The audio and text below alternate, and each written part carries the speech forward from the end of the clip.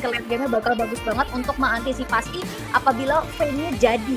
Tapi pembawaan Akali, apabila Akalinya dipegang sama Chipeng, tentu Lulu boleh sedikit pusing gitu. Betul, setuju banget.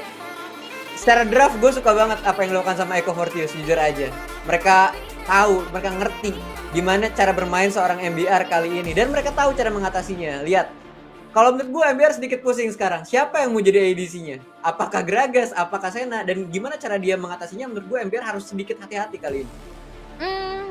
Kalau menurut gue pribadi sebenarnya mereka nggak pusing-pusing banget antara mau Senanya yang ADC ataupun Gragasnya yang APC. Bagi mereka itu nggak jadi masalah, tapi yang paling penting adalah momentum dari Vayne sendiri. Vayne ditambah dulu untuk early game power spike-nya cukup kuat, sehingga untuk sustainability Vayne sendiri cukup terbantu, apalagi untuk glitter lens-nya lumayan merepotkan bagi Senna yang secara movement speed lambat. Anyway, Gazi, thank you so much. Gue rasa ini waktunya kita berpisah karena sebentar lagi kita akan langsung masuk game yang pertama. Pertemuan antara MBR versus Echo Fortius. Drop your support to both of them. Ida. Yes. Tapi kita lihat mah ada hal yang menarik juga. Ternyata Renekton yang ada di mid kali ini Senna bahaya, dan itu dia first blood pertama diambil oleh tim MBR oleh seorang air liur di sana, Mama. Ini menarik. Ketika Vayne sudah berhasil mendapatkan satu first blood di early game, itu akan menjadi salah satu titik bahaya bagi Echo Fortius. Karena Senna sendiri agak kesulitan untuk farming, itu yang pertama. Kemudian yang kedua, attack speed itu tidak akan terlalu cepat dibandingkan air liur yang menggunakan Vayne, ditambah dengan utility yang diberikan oleh Lulu. Tapi untuk di arah balance lane, sebenarnya agak sedikit cerah masa depannya si Echo Fortius, karena dari Chipeng sendiri, untuk Akali memang ada menerima beberapa nerf, tapi penggunaan item yang tepat tentu akan memaksimalkan potensi dari Akali itu sendiri. Apalagi kalau misalkan habis full 5 point strike, kemudian dari semua shuriken flip terutama, itu akan membuat Darius yang cenderung melee agak kesulitan untuk farm. Yes, betul. Ditambah lagi ada Twilight Shroud di sana yang mungkin sedikit membuat Dariusnya sulit untuk melakukan engagement ke arah seorang Akali di sana. Chipeng pinter banget kali ini pemakaian Akalinya di arah Baron Lane. Tapi kita lihat sementara itu Hanjager, Renekton mid lane, Mak. Menurut Mama sendiri kayak gimana ini? Renekton itu sebenarnya bukan hal yang asing karena ini sudah dipakai sejak Summer Super Cup, dan salah satu player yang fasih banget menggunakan ini adalah Misura. Dan kalau misalkan melihat Renekton atau mungkin Darius di mid lane, itu juga bukan hal yang asing, karena kalau misalnya kita lihat dari region China sendiri, mereka bahkan menggunakan Garen sebagai mid laner ataupun support. Tapi kalau misalnya kita lihat di bagian minimap, sebenarnya ada satu tren positif yang dilakukan oleh Echo Fortius, membalas satu first blood yang tadi diambil oleh MBR. Mereka langsung curi satu plating gold. Ini akan menjadi pertanda baik apabila dari MBR sendiri yang sekarang ini lebih cenderung berfokus ke referral, akan meninggalkan Infernal Drake. Apalagi untuk semua setup dari wardnya benar-benar agresif menuju ke sana. Harusnya Vayne mungkin bakal menerima potensi gain yang sangat-sangat besar dari Echo Fortius. Yes, betul banget. Satu first blood dari seorang Vayne tadi langsung dibayar dengan taruhan ward yang cukup banyak di sana dari Dragonlance, Mak.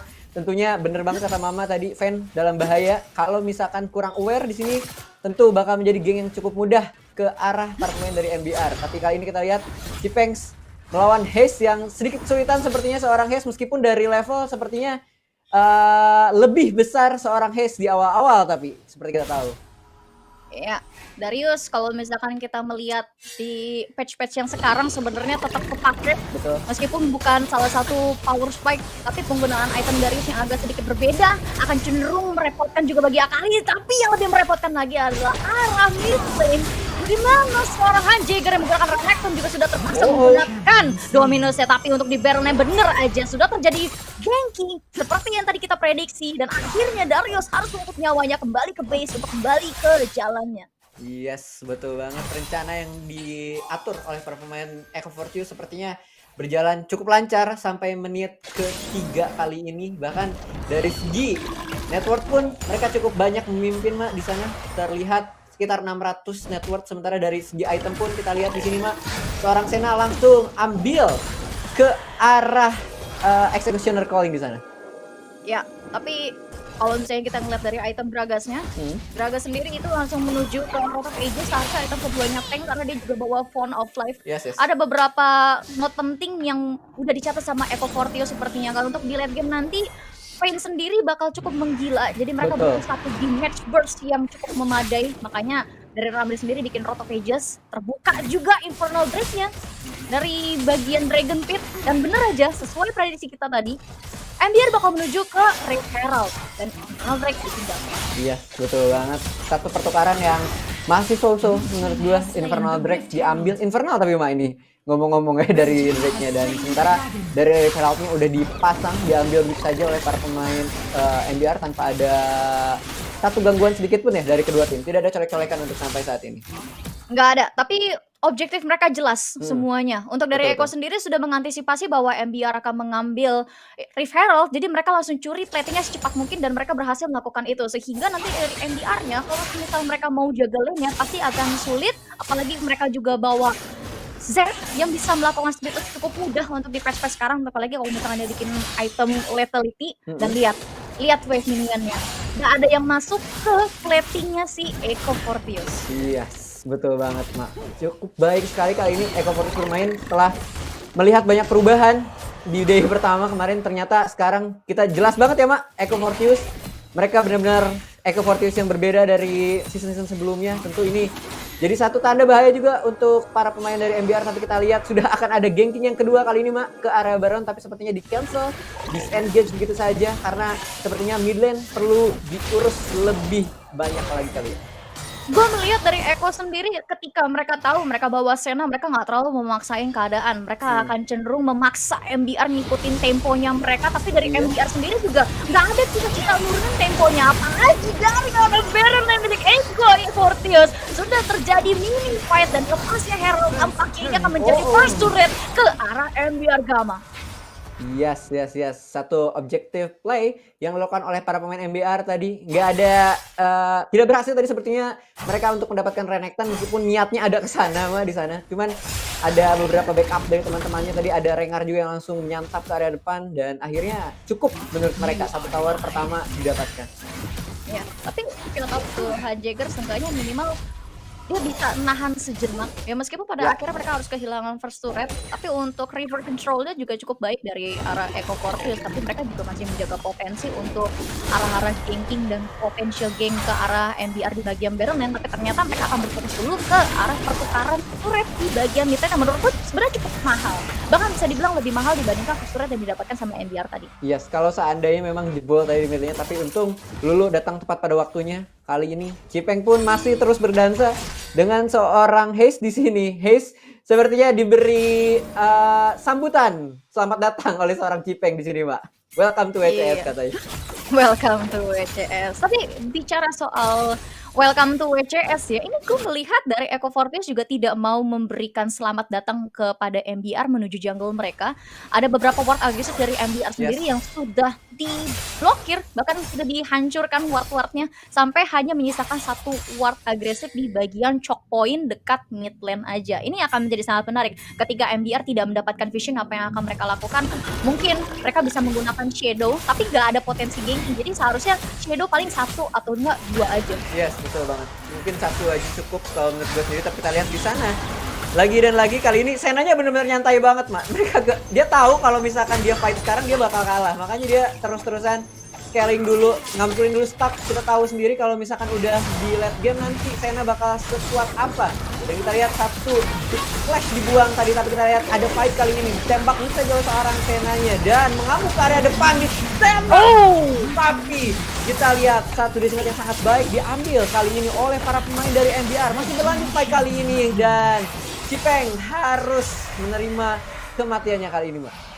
Betul sekali, tapi upaya yang bagus sudah dilakukan oleh Cipeng karena tadi dia sebenarnya langsung nembus menuju ke Lulu dan Frey-nya dengan menggunakan satu shuriken flip-nya. Tapi sayang sekali untuk shuriken flip yang terakhir meskipun kena, Cipengnya sudah dalam keadaan setetes darah, jadi itu sangat mempermudah Frey langsung kasih satu tembakan untuk menutup nyawanya si Cipeng itu sendiri. Referral saat ini terbuka, tapi ward demi ward udah dipasang secara agresif oleh MBR. Ocean Drake tampaknya tidak terlalu seksi bagi Eko Fortius dan harusnya ini akan terjadi contest Referral karena secara posisi dari Eko Fortius mereka masih berada cukup dekat dengan Referral. Kalau misalkan melepaskan lagi satu Referral akan cukup repot, tapi ternyata yang lebih repot adalah kehilangan seorang Senna dan pengejaran dari Eko Fortius pun masih berlanjut karena cepi-cepi dari MBR. Sudah cukup sekarang dari terpaksa dipukul mundur. Z datang memberikan satu popok yang mengerikan bagi Eko Fortius dan akhirnya Eko Fortius pun berpikir untuk tidak melanjutkan apa yang mau mereka lakukan kepada MBR. Dan yang paling penting adalah kalau tidak bisa ngambil referralnya, oke, option mereka lepas, let's go, kita ambil. Yes.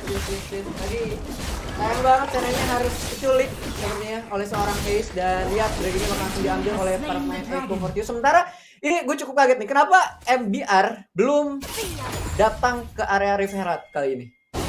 Mereka bakal coba fokus dulu untuk control minion wave-nya, karena kehilangan turret di masa-masa seperti ini akan cukup merepotkan. Nah, ini yang tadi gue maksud.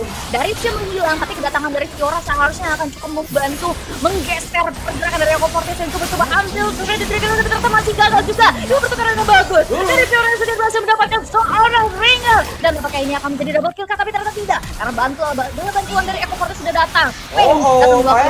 Didukung oleh seorang Lur dan berhasil mendapatkan gerakan sepertinya dari Alien sendiri. Mendapatkan silver point ketiga, mendorong seorang Hanjegger ke tembok, terstun, dipulangkan lagi, ditutup nyawanya. Sena terpaksa pulang tanpa membawa apapun. Wow, Air Liur datang di saat yang sangat-sangat tepat sekali.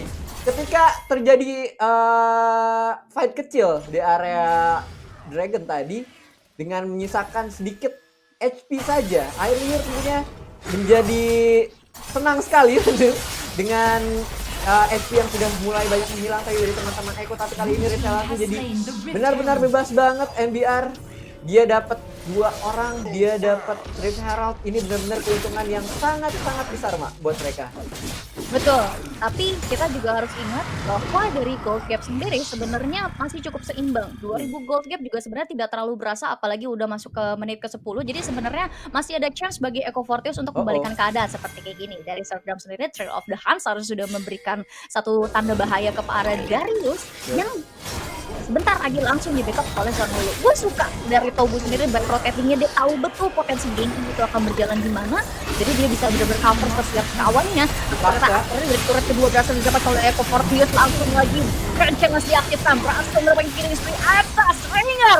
Fiora sudah mulai berjalan lari, tambah lagi Vayne dengan posisi yang sangat bagus, mulai merontokkan dan memecah posisi dari Echo Fortius. Sudah double kill pun berhasil secure oleh seorang Vayne. Apakah ini menjadi triple kill? Tapi sepertinya triple kill gagal didapatkan. Dia adalah ace bagi MBR. Mereka mengeluarkan referral untuk memastikan mereka mendapatkan enough strength di lane milik Echo Fortius. Ya, terlalu memaksakan diri kalau menurut gue tadi para pemain dari Echo Fortius untuk mendapatkan mid lane-nya. Dia belum secure dari area Dragon Lane. Itu sebetulnya udah ada Air Liur dan juga Radiant tadi yang menyusul. Kita lihat nih dari lane-nya, Mak.